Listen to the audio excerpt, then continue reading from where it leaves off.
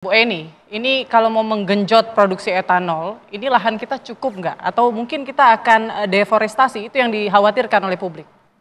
Sebetulnya gini, bioetanol itu kita harapkan menjadi pemicu, malah justru mendongkrak hasil-hasil dari daerah.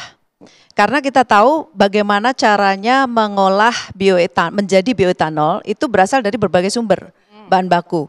Bisa dari tadi tebu, bisa dari singkong, bisa dari sorghum, bisa dari jagung gitu ya. Nah, kita itu punya daerah-daerah yang menjadi sentra tanaman tersebut. Jadi misalnya Lampung itu ketela, lalu jagung bisa ada di Gorontalo, bisa ada di lain tempat ya. Lalu misalnya tebu di Jawa Timur gitu ya, ataupun the next is sekarang sedang digalakkan di Papua itu. Dan ini bisa mendorong sentralisasi tersebut. Nah, yang kita gunakan juga bukan bahan baku yang untuk pangan, gitu. Jadi bioetanol begitu kita bicara cassava, kita menggunakan ketela yang pahit, itu. Yang Jadi, tidak terpakai? Betul, yang tidak terpakai. Begitu kita bicara tebu, itu yang dipakai adalah ampasnya, molasesnya. Itulah yang dijadikan bahan baku bioetanol tadi. Jadi sebenarnya sampah ampasnya itu yang justru diubah ya? Betul. Yang dipakai jadi bahan. Betul, jagung juga tongkolnya. Pangan dong harusnya. Tidak.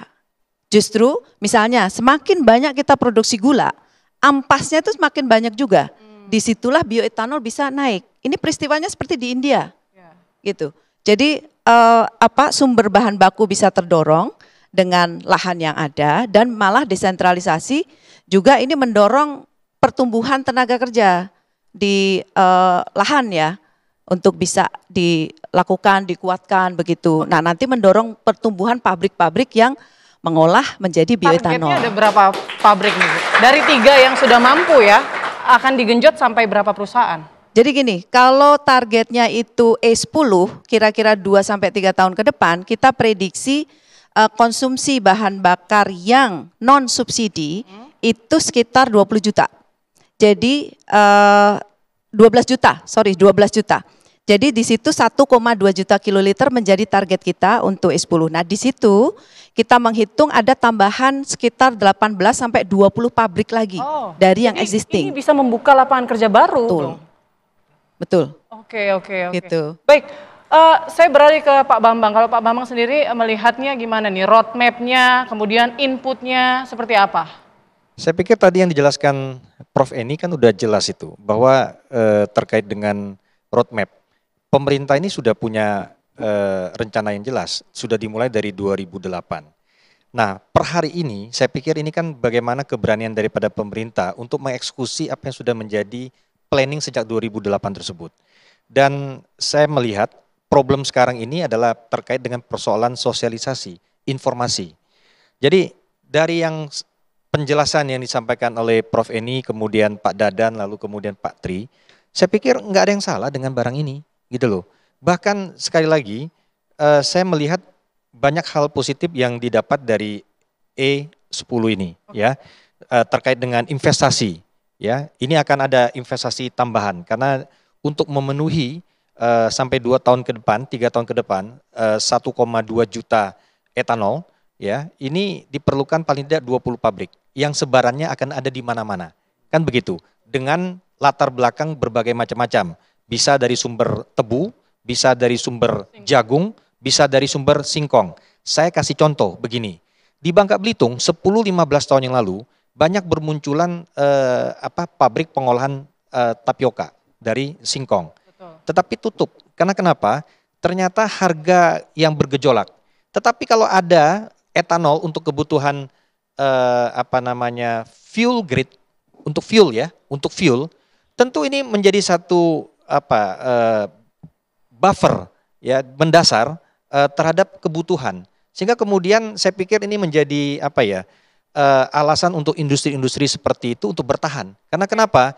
Variasi penggunaannya banyak, bukan hanya foodnya adalah untuk barang yang bagusnya, tetapi ampas-ampasnya itu dipergunakan untuk etanol. Jadi barang ini kan bagian daripada optimasi produksi. Baik. Pak Bambang, kalau memang Pak Bambang bilang tadi sebetulnya barang ini tidak ada yang salah, tapi kenapa SPBU swasta Banyak Itu yang keluar. harus kita pertanyakan. Saya sampaikan, tidak ada yang salah dengan etanol. Semua, saya sebut saja merek, ya. Mau Shell, mau BP, mau apa lagi, yang di luar itu, Exxon, mereka itu terkena dengan namanya mandatory.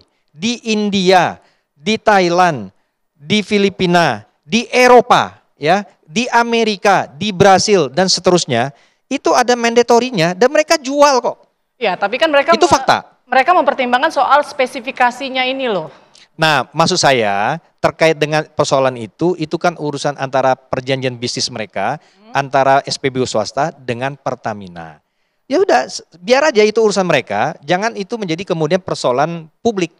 Itu biar aja urusan mereka. Dan hari ini kan saya dengar bahwa Pertamina itu sudah sangat terbuka melakukan tender pengadaan untuk mereka, untuk BP dan juga untuk Vivo, sesuai dengan spek mereka. Yang saya dengar juga OE-nya, owner estimate-nya untuk penawaran juga berdasarkan mereka.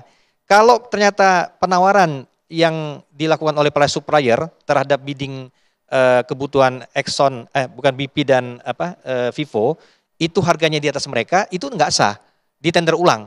Saya pikir ini artinya sudah memperhatikan persoalan kualitas dan juga memperhatikan persoalan harga. Sehingga tidak membebankan kepada konsumen. Karena kenapa? Patokannya adalah OE. OE-nya adalah OE mereka. Saya pikir ini sudah fair. Jadi biarkan saja. Biarkan saja ini proses berjalan antara para SPBU swasta dengan Pertamina. Yang paling penting segera dilakukan satu kesepakatan bisnis di antara mereka. Oke, nah kalau Pak Tri sendiri melihat ini gimana nih solusinya agar ketemu nih ya, jadi pihak swasta misalnya nggak sesuai dengan spesifikasi mereka, tapi sebetulnya tadi bahan ini nggak ada yang salah kalau kata Pak Bambang tadi ya. Nah ini gimana titik tengahnya supaya ketemu nih, akhirnya terpenuhi semuanya gitu. Sebetulnya nanti kalau E10 udah mandatori, mereka juga harus jual E10 kan Mbak. Jadi mestinya mereka mau nggak mau harus menerima itu. Masalahnya kan tentu kalau mereka kan ya bisnis. Cuma masalahnya satu, impor akan berkurang. Ya, nah, itu aja. Impor akan berkurang 10%. Ya. Jadi mereka di sini ini kan sebetulnya ya cari profit ya, cari untung. Betul. Bisa menjual makin banyak, untungnya makin banyak gitu kan.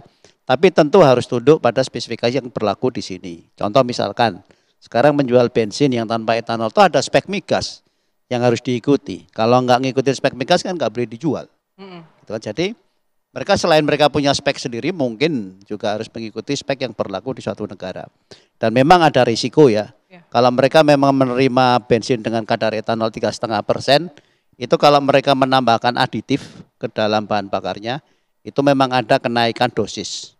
Ya baik itu untuk paket deterjen, untuk lubricity improver dan sebagainya, mungkin akan naik kalau 3,5% ya 2 kali lipat. Tentu itu akan berimbas ke cost-nya mereka.